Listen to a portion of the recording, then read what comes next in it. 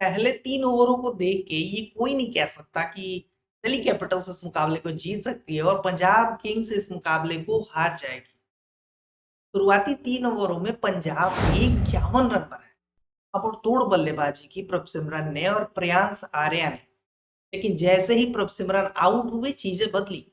आज श्रेयस अय्यर कप्तान ने खुद को प्रमोट किया, नंबर 3 पे आए।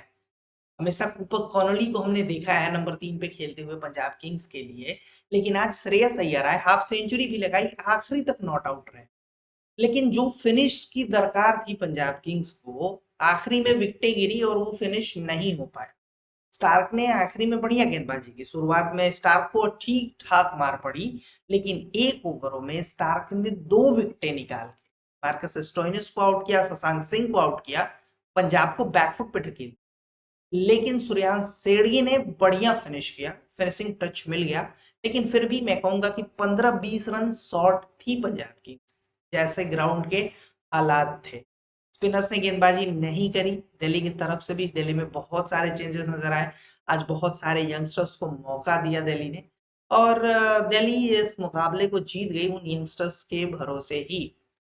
पहले 2 विकेट तो बड़े आराम से गिर गए, दिल्ली कैपिटल्स के बैकफुट पे थी। 3 ओवरों में दिल्ली एकदम बैकफुट पे आ गई।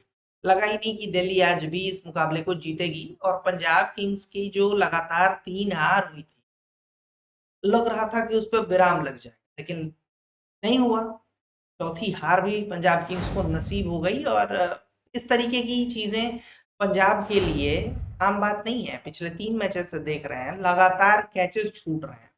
ग्राउंड फील्डिंग इतनी खराब है कि जब बॉल ऊपर जाती है तो सारे पंजाब के फैंस और डगआउट में बैठे लोग ये प्रार्थना करते हैं कि भाई वहां पे कोई सेफ फील्डर हो जो इस सीजन कैच ना छोड़े। शशांक सिंह को उन्होंने आज सब्स्टिट्यूट कर दिया, उन्होंने इम्पैक्ट सब के रूप में उनको सब आउट कर दिया, उनको नहीं रखा फील्ड में, क्योंकि सबसे ज्यादा कैचेस पंजाब किंग्स के लिए शशांक ने ही छोड़े हैं। जी हाँ, बहुत ही पुअर फील्डिंग नजर आई पंजाब किंग्स की तरफ से। 19 कैचेस टोटल इस साल पंजाब किंग्स ने, जो कि उनको कॉस्ट किए। 4 मैचेस के अगर आप स्टैट्स उठा के देखो, तो एक टाइम पे पंजाब मैच जीत रही होती है, सडनली कैच छूटता है, और जिस प्लेयर का कैच छूटता है ना, वो पंजाब को फिर फेटी देता है, और तगड़ी फेटी देता है। उसके बाद फिर पंजाब उठ नहीं पाती है। गेंदबाजी में बहुत सारे सवाल हैं, आज कैप्टनसी पे भी सवाल उठेंगे, क्योंकि आपकी टीम में एक बेहतरीन स्पिनर है, आप उसको यूटिलाइज कर सकते थे। मानता हूं कि कंडीशन खराब थे, लेकिन जितने भी आपके फास्ट बॉलर्स थे उनको भी तो ठीक ठाक पिटाई लग रही थी। तो आप अपने स्पिनर को ट्राई कर सकते थे, यूजी चहल को गेंदबाजी दे सकते थे। चीजें हो सकता है कि वहां से और डिजास्टर हो जाती, और भी खराब हो जाती। लेकिन अगर वहां पे एक क्रूशियल ब्रेक थ्रू मिल जाता, तो मे भी आप गेम में पूरी तरीके से होते।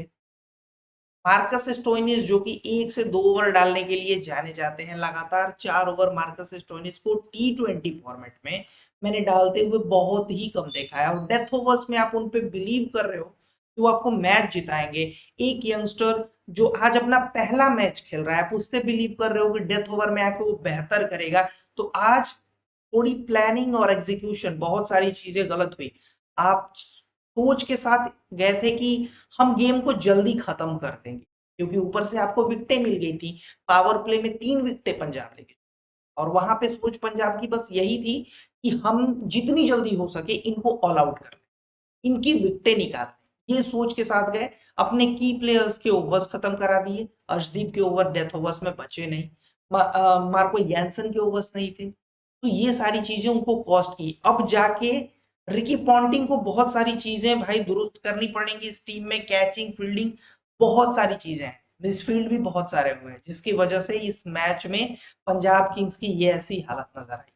तो इन सबको दुरुस्त करने के लिए रिकी पॉन्टिंग को भाई फिर से सारी चीजों को एक बार देखना पड़ेगा, फील्डिंग कोच को सारी चीजें दुरुस्त करनी पड़ेंगी, एंड कप्तान को भाई स्टेप अप करके इन्वॉल्व होना पड़ेगा। इस तरीके से चीजें नहीं होंगी, लगातार 4 मैचेस हारे हो, और अब दाव पे क्वालिफिकेशन है।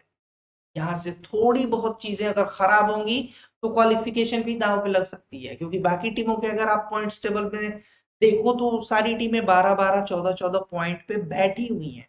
तो वहां से क्वालिफिकेशन इतना आसान नहीं होगा, मुश्किलें बढ़ती हुई नजर आ रही हैं पंजाब किंग्स की, क्योंकि गेंदबाजी पूरी तरीके से क्लिक नहीं कर पा रहा है। पावर प्ले में विकेटें ले रहे हैं, लेकिन बाद में चल के पंजाब विकेटों के लिए तरस रहा है, जो कि आज भी हुआ। लेकिन दिल्ली कैपिटल्स भाई दे रहा है, लेकिन दुरुस्त नहीं आए, बहुत मुश्किल आए। अगर चीजें कॉम्बिनेशन प्लानिंग पहले से ही इस तरीके की होती तो दिल्ली कैपिटल्स भी आपको टॉप 4 की रेस में नजर आता। अभी भी है, ऐसी बात नहीं है कि नजर नहीं आ रहा, लेकिन चीजें अब बदल चुकी हैं, क्योंकि बहुत सारी टीमें 12-14 पॉइंट पे जाके फिनिश करेंगी। नेट रन रेट दिल्ली का वैसे ही खराब है, तो मुश्किलें दिल्ली के लिए वैसी की वैसी ही रहेंगी। दिल्ली कैपिटल्स अगले साल के लिए तो तैयारी कर रही है, यंगस्टर्स को मौका दें। मुझे लगता है कि आगे आने वाले साल में दिल्ली कैपिटल्स बढ़िया करेगा, इस साल तो बहुत मुश्किल नजर आ रही है।